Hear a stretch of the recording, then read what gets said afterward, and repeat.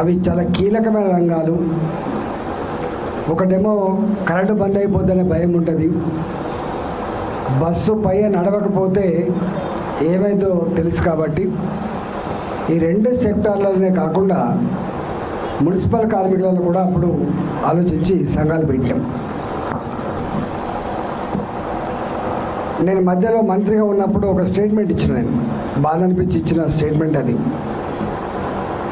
తెలంగాణ రాకముందు ఏం మాట్లాడినాం అదంతా ఒక చరిత్ర మీకు ఎరుక.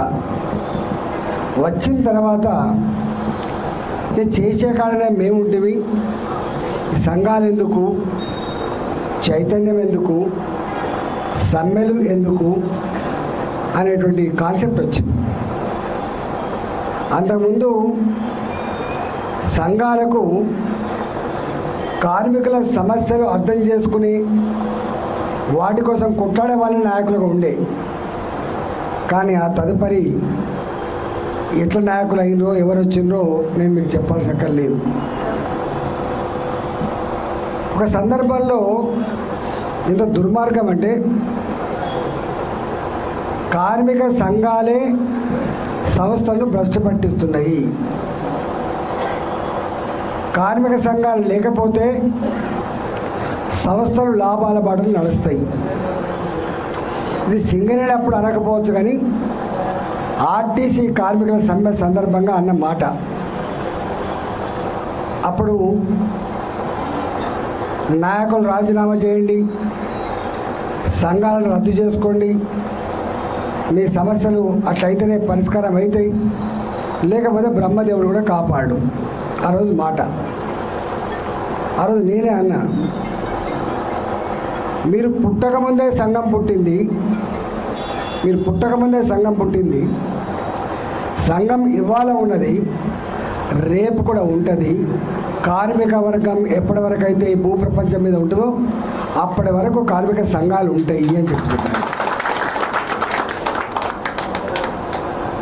నువ్వు మంత్రుడికి ఇట్లా మాట్లాడతావని చెప్పి నా మీద దిగబడ్డారు, రాసినది వేరు విషయం. కానీ వాళ్ళ మీ కళ్ళ ముందు కనబడే అంశం. ఇంతమంది లెక్కలు చెప్పండి మాధవ నాయకు, నేను ఆ లెక్కలకు పోను.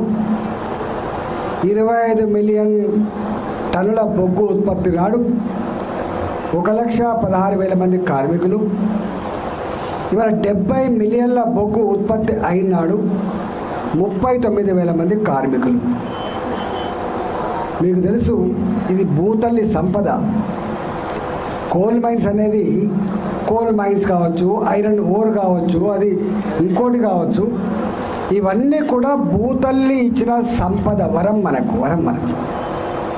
మేము చిన్నప్పుడు చూసేది సింగరేణి కార్మికుడు అంటేనే, ఆనాడు సింగరేణి కార్మికుడు అంటేనే ఆయన ఒక 5 ఎకరాల భూమి కొనుక్కుంటాడు, ఊర్లల్లో మంచి బంగ్లా కట్టుకొని ఉంటాడు అనేటువంటి ఫీలింగ్ ఉండే. ఈ సింగరేణి కార్మికుని నమ్ముకొని అల్లుకొని చికెన్ సెంటర్లు పెట్టిన వాళ్ళు, బట్టల షాపులు పెట్టిన వాళ్ళు, అనేక రకాల కటింగ్ చేసేవాళ్ళు కావచ్చు, వాళ్ళు బట్టలు ఉతికే వాళ్ళు కావచ్చు, వాళ్ళని నమ్ముకొని ఒకప్పుడు గోదావరి కని అంటే, గోదావరి కని రామగుండం అంటే అది ఎన్టీపీసీ కావచ్చు, ఎరువుల కర్మాగారం కావచ్చు, నా సింగరేణి కావచ్చు, అది వెలుగునిచ్చే ప్రాంతంగా ఉంది. ఎవరైనా ఊళ్ళల్లో ఉపాధి లేకపోతే పొట్ట చేత పట్టుకొని పోతే ఉపాధి కల్పించేటువంటి అడ్డ సింగరేణి గడ్డ. అట్లాంటి సింగరేణి ఇవాళ, అట్లాంటి సింగరేణి ఒకప్పుడు ఎక్కడ పోయింది చైతన్యం అనిపిస్తుంది. చైతన్యం చచ్చిపోతే దానికి వెనుక వచ్చేది ఇవే పరిణామాలు. అడిగే దిక్కుండదు, దిక్కున్న కాడ చెప్పుకోపోరానేటువంటిది వస్తుంది. గుర్తుపెట్టుకోండి, అరాచకం వస్తుంది, దోపిడీ వస్తుంది. ఆ దోపిడీ కూడా కొద్దిమంది చేతిలోకి వెళ్ళిపోతుంది తప్ప ఎక్కువ మంది చేతిలో ఉండదు. ఆనాడు కేవలం మట్టి తీయాలంటే కూడా మనం రిజెక్ట్ చేసినాం.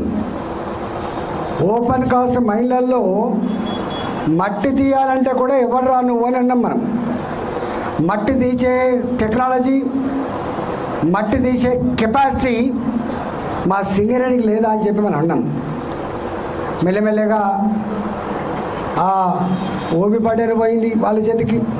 ఇవాళ చివరికి ఓపెన్ కాస్ట్ మహిళల్లో 100కు 100% ప్రైవేట్ కాంట్రాక్టర్లు వచ్చి, వాడు ఎక్కడో మధ్యప్రదేశోడో ఎక్కడో రాజస్థాన్లో వచ్చి ఇవాళ మొత్తం కార్మికుల యొక్క శ్రమని దోసుకొని, సింగరేణి కార్మికుడికి ₹1,00,000 ₹1,10,000 జీతం వస్తే డ్రైవర్ కావచ్చు, సింగరేణి కార్మికుడు కావచ్చు, అలా 10% కూడా జీతం ఇవ్వకుండా 15,000, 20,000, 30,000 కాంట్రాక్ట్ బేసిస్లో పెట్టుకొని వారికి నచ్చినంత కాలం పని చేయించుకొని వారిని నచ్చకపోతే ఎప్పుడంటే అప్పుడు ఇంటికి పంపించే దౌర్భాగ్య పరిస్థితి రాజ్యం వెళ్తున్నమాట. వాస్తవంగా కాదు, మీరు చెప్పండి.